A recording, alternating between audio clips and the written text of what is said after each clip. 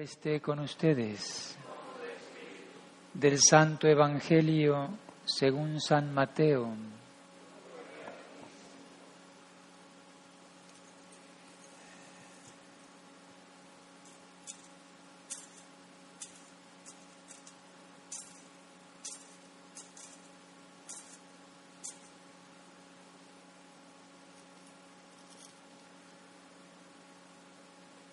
En aquel tiempo Jesús dijo a sus discípulos: Cuando venga el Hijo del Hombre, rodeado de su gloria, acompañado de todos sus ángeles, se sentará en su trono de gloria.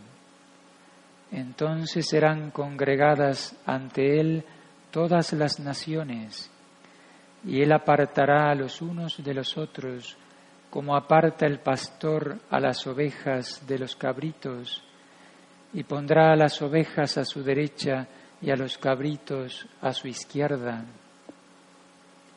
Entonces dirá el Rey a los de su derecha: Vengan, benditos de mi Padre, tomen posesión del reino preparado para ustedes desde la creación del mundo, porque estuve hambriento y me dieron de comer, sediento y me dieron de beber, era forastero y me hospedaron, estuve desnudo y me vistieron, enfermo y me visitaron, encarcelado y fueron a verme. Los justos le contestarán entonces: Señor, ¿cuándo te vimos hambriento y te dimos de comer, sediento y te dimos de beber?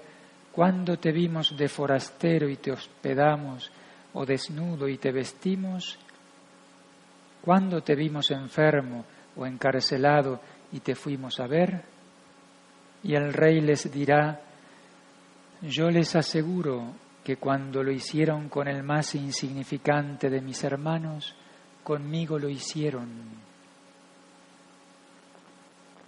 Entonces dirá también a los de la izquierda: Apártense de mí, malditos, vayan al fuego eterno, preparado para el diablo y sus ángeles, porque estuve hambriento y no me dieron de comer, sediento y no me dieron de beber, era forastero y no me hospedaron, estuve desnudo y no me vistieron, enfermo y encarcelado y no me visitaron.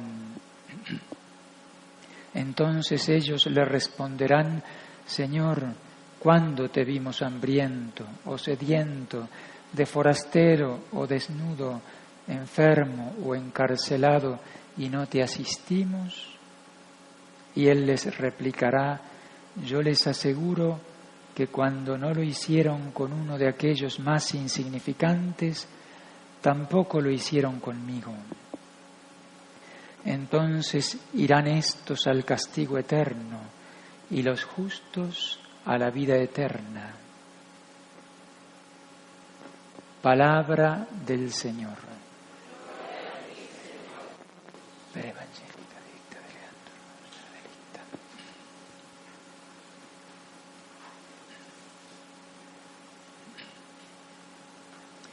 En el nombre del Padre, y del Hijo, y del Espíritu Santo. Amén. Nuestro Señor Jesucristo es el Rey del universo, toda la creación. Y junto al Rey está la Reina, como dice un texto de la Sagrada Escritura. Aquella que estuvo al pie de la cruz cuando nuestro Señor quiso reinar desde la cruz, derramando su sangre por nosotros para conquistar un reino, para salvar las almas, para salvar lo que estaba perdido. Al pie de la cruz estaba la Virgen, pues ella también comparte su victoria, su gloria, su triunfo, y reina junto al Rey en el cielo. El Señor le entrega absolutamente todo a ella, su madre. Así que hoy celebramos a Cristo Rey y junto a Cristo la Reina.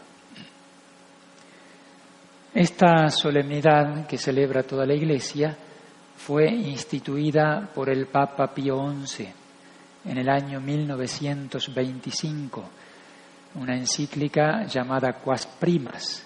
Ahí el Santo Padre instituye esta fiesta.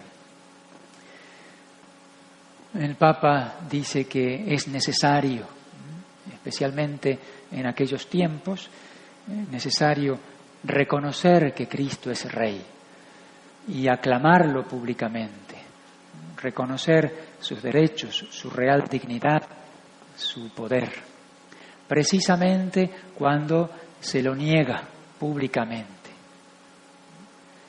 Dice textualmente el Papa Pío XI: cuanto más se pasa en vergonzoso silencio el nombre suavísimo de nuestro Redentor, así en las reuniones internacionales como en los parlamentos, tanto más es necesario aclamarlo públicamente, anunciando por todas partes los derechos de su real dignidad y potestad. Hubo una época en la historia que duró algunos siglos, la Edad Media, donde el Evangelio llegó a impregnar la sociedad. Las leyes, la cultura, el arte, la educación, en la época donde surgieron las universidades, las grandes universidades, el ambiente laboral, la música, la misma política. Esa palabra parece mala palabra hoy en día, pero había un orden social, un orden político cristiano. Nos llegan informaciones contrarias, hay mucho ataque hacia lo que fue la Edad Media, que fue una época de esplendor, de gran esplendor. Repito, donde el Evangelio llegó a impregnar la sociedad entera. Ciertamente que había pecados y grandes pecados, pero el Evangelio impregnó las leyes, la cultura, toda la sociedad. Eso se conoce con el nombre de cristiandad. Es una época de esplendor. Los que quieran profundizar un poquito más en esto que estoy diciendo, que lo nombro así de pasada, pueden, con mucho fruto, con mucho provecho, ver en YouTube, allí el padre Javier Olivera Rabasi tiene unos audios, él como historiador, muchos de ustedes lo conocen porque ha estado aquí entre nosotros, un sacerdote argentino, que así con mucha claridad explica lo que fue la Edad Media en distintos campos. El padre Javier Olivera Rabasi. Pues aquello fue la cristiandad, que es distinto que el cristianismo. Hoy no existe la cristiandad, existen los cristianos, existe el cristianismo. Hay personas y grupos de personas que viven su fe intensamente, hay santos, pero no es la cristiandad. Pues en aquella época fue la cristiandad, donde con mayor facilidad uno podía vivir el Evangelio. Hoy día, en época de decadencia, vivir el cristianismo, ser fiel a nuestra fe católica, es ir contra la corriente, contra lo que vive el mundo.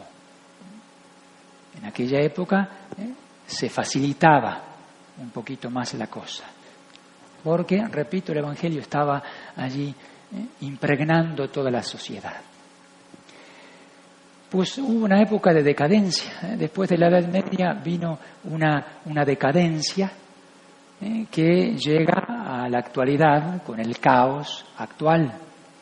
Esa decadencia comienza ya con el Renacimiento. Se han ido dando así en el mundo entero como distintos pasos de decadencia, de retroceso, de apostasía. Es importante la reforma protestante, Renacimiento, protestantismo, liberalismo, la Revolución Francesa, que impregnó con sus ideas el mundo entero prácticamente, y luego el marxismo, el comunismo, hasta la apostasía actual. Hay como 3 grandes escalones, ¿no? En primer lugar, el protestantismo dijo no a la Iglesia. Una reforma que nace de alguna manera dentro de la Iglesia y se opone a la Iglesia. Lutero funda una sociedad distinta, no a la Iglesia. Cristo sí, Iglesia no. Más adelante, la Revolución Francesa hace un paso más grande.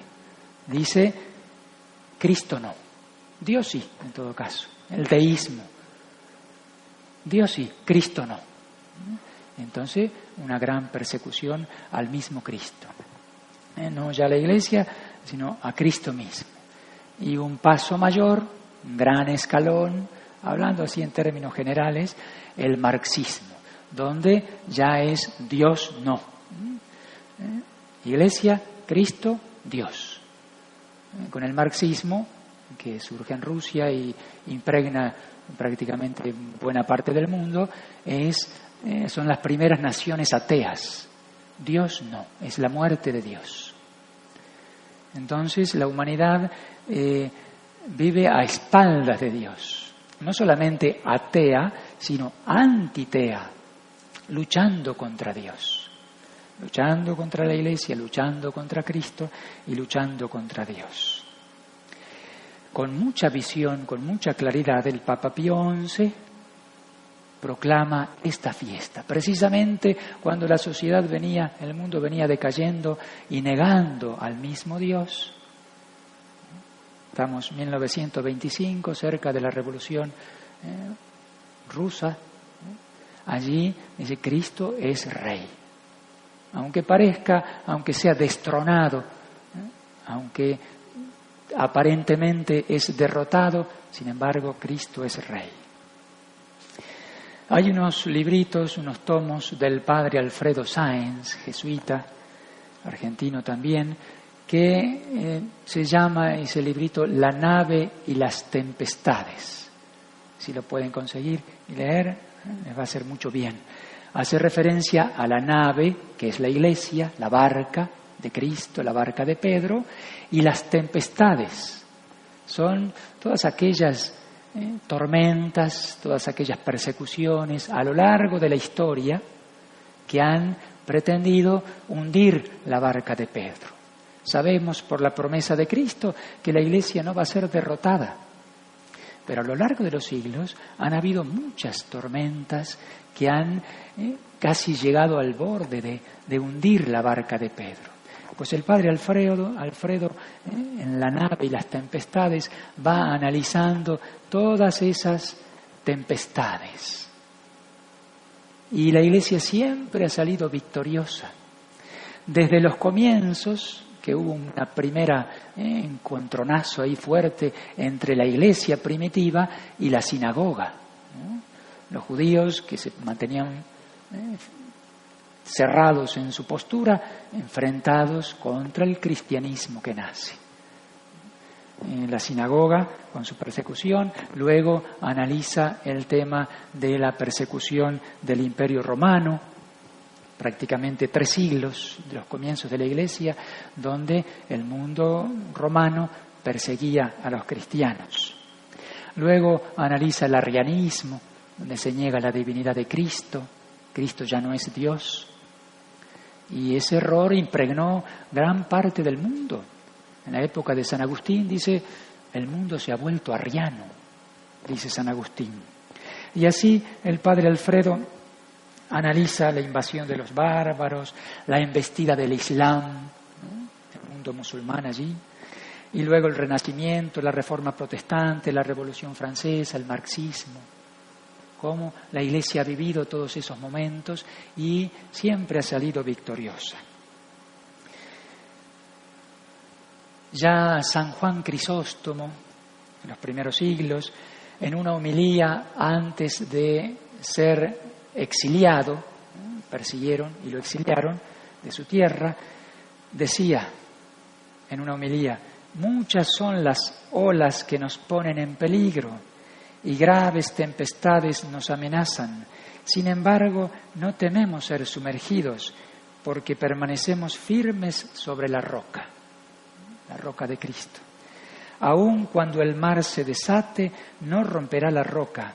Aunque se levanten las olas, no podrán hundir la nave de Jesús. El que contempla la historia de la Iglesia, aunque sea un ateo, si se acerca verdaderamente a la historia, tiene que reconocer que hay algo extraordinario ahí, que hay una gracia particular. No puede ser que la Iglesia persevere durante 20 siglos habiendo vivido todo lo que vivió. Se cumple la promesa de Cristo. Tú eres Pedro, sobre esta piedra edificaré mi iglesia, y los poderes del infierno no la podrán derrotar. Yo estaré con ustedes hasta el fin de los tiempos. Una sociedad que sin armas, sin poderes del dinero, etcétera, se mantiene firme, fiel a lo que recibió de Jesucristo, de su fundador. Pueden haber momentos de grandes tempestades, como hubieron. Creemos que la tempestad actual es mayor que todas las anteriores y tal vez sea la última, donde los fieles van como reduciéndose en número, un pequeño resto fiel. Estamos llamados a confiar, a perseverar, aunque la barca sea sacudida, porque hay crisis enormes en el mundo y en la Iglesia, y parece que Jesús está dormido, como cuando se durmió en la barca, o Cristo parece estar ausente, Dios guarda silencio, muchos se desesperan, se asustan. Señor, nos hundimos, ¿no te importa que nos hundamos?, le dijeron en aquella ocasión a Cristo, cuando estaban a punto de hundirse la barca. No teman, soy yo. Las tempestades actuales son grandes. La Iglesia, a lo largo de los siglos, va reproduciendo en sí misma los misterios de la vida de Cristo. ¿Escucharon eso? La Iglesia a lo largo de los siglos va reproduciendo en sí misma los misterios de la vida de Cristo. Lo que vivió la cabeza lo tiene que vivir el cuerpo. Cristo es la cabeza, la Iglesia, nosotros somos el cuerpo. Lo que vivió la cabeza lo tiene que vivir el cuerpo. Cada cristiano, en realidad, va reproduciendo en sí mismo la vida de Cristo. Los misterios de la vida de Cristo, cada cristiano lo tiene que vivir en su vida, en su interior, en su corazón. San Pablo dice: completo en mi carne lo que falta a la pasión de Cristo. Cristo vivió momentos muy difíciles, ¿no? En particular la pasión. San Pablo dice: en mi carne completo lo que falta a la pasión de Cristo. Nosotros tenemos que vivir esos misterios y pasar incluso por la muerte y llevar la cruz para alcanzar la victoria del cielo. Algo tenemos que hacer nosotros, siguiendo a Cristo, y triunfar juntamente con Él por ese camino que Él nos indicó, que tiene que ver con el sufrimiento, con la cruz, con la fidelidad. Hay momentos en la vida de Cristo que son muy, muy hermosos, ¿no? Cuando Cristo hacía milagros, con su palabra conquistaba las multitudes, curaba enfermos, todos estaban entusiasmados, una gran multitud lo seguía. Podemos decir que eso fue un poco la Edad Media, pero cuando las cosas se ponían más difíciles, qué pocos quedaron cerca de Él. Hasta los apóstoles casi abandonaron a Cristo. ¿Quieren ustedes también retirarse? ¿Quieren dejarme?, les dijo Cristo en alguna ocasión, cuando el Señor habla la verdad, y la verdad a veces duele, ¿no? Pues muchos dicen: no, esto es difícil, qué duras son estas palabras, le dijeron en una ocasión a Cristo, y se empezaron a alejar. ¿Qué le pasa al maestro? Se ha vuelto loco, y se empezaron a alejar. Ustedes también quieren dejarme. Y en los momentos difíciles, cuando se acercaba la cruz, hasta los apóstoles flaquearon, hasta el mismo Pedro los llevó a negar. Pues tenemos que ser fieles. Cada cristiano, repito, tiene que vivir ese misterio en su vida, en su corazón. San Pablo dice: ya no soy yo, es Cristo el que vive en mí. Voy a arreglar esta cosa. Ya no soy yo, es Cristo el que vive en mí, ¿no? Cristo viviendo en el cristiano. Y cada comunidad cristiana también vive, tiene que reproducir los misterios de la vida de Cristo. Dice el mismo San Pablo a una comunidad, le dice, sufro dolores de parto hasta ver a Cristo formado en ustedes. Él sufría por esa comunidad que debía ir creciendo. Pues la Iglesia entera tiene que reproducir esos misterios de la vida de Cristo. Litúrgicamente lo hacemos. Todo el año litúrgico es revivir el misterio de Cristo en el altar, desde el Adviento, que estamos por comenzar la semana que viene, hasta Cristo Rey, la solemnidad de hoy, el triunfo de Cristo, el nacimiento de Cristo, su enseñanza, Cuaresma, la Semana Santa, la Pasión, la muerte, la resurrección, Pentecostés, etcétera, todos los misterios de la vida de Cristo a lo largo del año litúrgico y culminan hoy, el día de hoy, con el triunfo de Cristo como Rey del universo. Y volvemos la semana que viene a empezar otro ciclo litúrgico. Eso que tiene que vivir cada cristiano lo vive la Iglesia litúrgicamente a lo largo de cada año. Pero a lo largo de la historia, la Iglesia debe vivir ese misterio, desde los comienzos hasta la consumación final.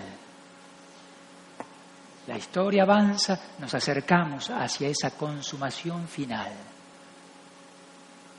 La consumación es lo que dice San Pablo en la segunda lectura de hoy. San Pablo dice, en Adán todos mueren, en Cristo todos vuelven a la vida, pero cada uno en su orden. Primero Cristo, después los que son de Cristo. Cristo ya venció la muerte, ya está reinando en el cielo. Después viene el triunfo de los cristianos, el triunfo de la Iglesia, la resurrección incluso de los mismos cristianos. Después, dice San Pablo, a la hora de su advenimiento, los que son de Cristo. Primero Cristo, después los que son de Cristo cuando Él vuelva. Y continúa, enseguida será la consumación, cuando después de haber aniquilado todos los poderes del mal, Cristo entregue el reino a su Padre. Porque Él tiene que reinar hasta que el Padre ponga bajo sus pies a todos sus enemigos. El último de los enemigos en ser aniquilado será la muerte. Hoy parece que triunfa el mal y muchos piensan, Cristo, bueno, eso es algo, el mundo parece que va por otros caminos. Llegará, Cristo va a volver en majestad y en gloria, a poner las cosas en su lugar y a realizar aquello que dice el Evangelio de hoy. Cuando venga el Hijo del Hombre rodeado de su gloria, acompañado de todos sus ángeles, se sentará en su trono de gloria. A juzgar, serán congregadas todas las naciones y allí será el juicio, la separación de los buenos y de los malos. Hoy parece que triunfa el mal y que Cristo tiene paciencia para que todos vengan a convertirse. Pero la maldad está creciendo a tal punto que viene Cristo pronto. Hay mucha confusión, hay mucha oscuridad. Cristo viene pronto. Y el juicio, el Señor habla de lo esencial. ¿En qué va a consistir aquel juicio final? En el amor, en la misericordia. Tuve hambre y me dieron de comer, tuve sed y me dieron de beber. Obras concretas de misericordia. Vengan benditos de mi Padre. Señor, ¿cuándo te hicimos eso a ti? Cuando lo hicieron con mis pequeños, lo hicieron conmigo. Y los que se pierden, los de la izquierda, apartados de mí, malditos, porque no hicieron eso, no tuvieron misericordia. no amaron a Dios y no amaron al prójimo. En el amor se resume toda la ley, en la misericordia.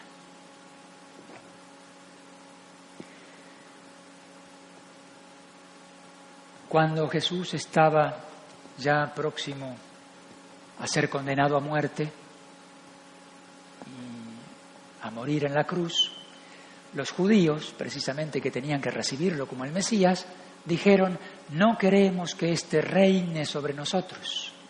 Se lo dijeron a Pilatos para poder condenarlo a muerte. Y eligieron: no tenemos más rey que el César, el mundo. Rechazaron a Cristo y aceptaron a un rey del mundo. No queremos que éste reine sobre nosotros. Pues en ese proceso de apostasía del mundo actual, el mundo dice eso, grita, con palabras y con hechos: no queremos que Él reine sobre nosotros.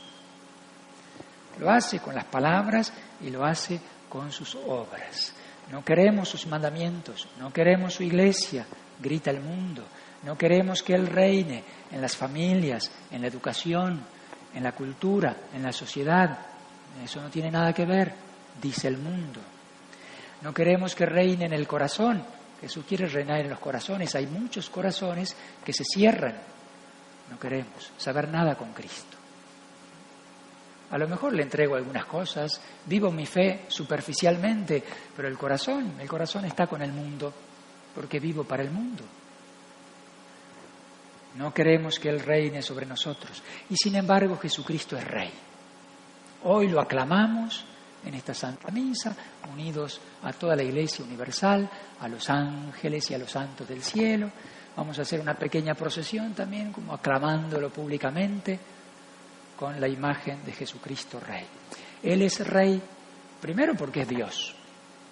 Todo está bajo su poder, es el Hijo de Dios, es Dios, unido al Padre y al Espíritu Santo, todo le pertenece, todo fue creado por Él y para Él, dice San Pablo. Entonces Él es el dueño, es el Rey. Y es también Rey por herencia, es el Hijo de Dios. Y haciéndose hombre, recibe en herencia todo lo que le compete como Dios. Él como hombre reina sobre la humanidad, porque es el hombre el más perfecto, es el Dios hecho hombre. Y es Rey también porque conquista el reino. El diablo arrebató, por medio del pecado, la humanidad que era de Dios. Por el pecado vino la muerte, por Adán, y la humanidad cayó bajo el poder del demonio. Pues Jesucristo vino a reconquistar el reino, muriendo en la cruz y venciendo no con las armas, no con un poder humano, sino con armas espirituales y con su sangre para purificar el pecado, con su cruz, con su muerte, venciendo a la misma muerte. El diablo nos dominaba por medio del sufrimiento y de la muerte, pues el Señor redime el sufrimiento y vence a la muerte y vence al diablo. Conquista, es un Rey que va al frente, ensangrentando sus armas para salvarnos. Le debemos absolutamente todo a Él. Es un reino, es un reinado misericordioso. Como decimos, vamos a decir ahora en el prefacio, es un reino eterno y universal, reino de la verdad y de la vida. El mundo es un mundo de mentira, el Señor reina con la verdad triunfa. La verdad parece algo pequeño y que no tiene poder, pero en realidad es lo más poderoso que existe, la verdad. El mundo cierra sus ojos a la verdad, no quiere ver la verdad. Reino de la verdad y de la vida. Vivimos una cultura de la muerte. El Señor es un Señor de vida. Reino de la santidad y de la gracia, no del pecado. Reino de la justicia, de la verdadera justicia. Reino del amor y de la paz, dice el prefacio. Reino del amor. Él quiere reinar precisamente en los corazones. No viene violentando los corazones, sino que nos invita. Tenemos que abrir nuestro corazón y dejarlo reinar allí adentro. Reinan otras cosas en mi corazón, Como dice el profeta Jeremías, no hay nada más enfermo y torcido que el corazón humano. Solo Cristo puede entrar allí con su gracia, si lo dejamos y si colaboramos con Él para que Él pueda reinar desde allí, impregnando toda nuestra vida. Y desde allí hacia el exterior, con nuestras obras. Y eso se contagia a mi prójimo, a mi familia, ambiente de trabajo, etcétera, sea cual sea. Cristo quiere reinar también así en la sociedad. Primero en los corazones, luego en las familias, en la sociedad, hasta la consumación final, cuando el Señor vuelva en majestad y gloria a premiar a los buenos que hemos intentado combatir seriamente y ser militar bajo su reinado. Y serán castigados los que resisten. Irán estos al castigo eterno y los justos a la vida eterna. La Santísima Virgen Reina nos ayude en ese combate espiritual, nos ayude a que Cristo reine en nuestros corazones y en nuestra sociedad.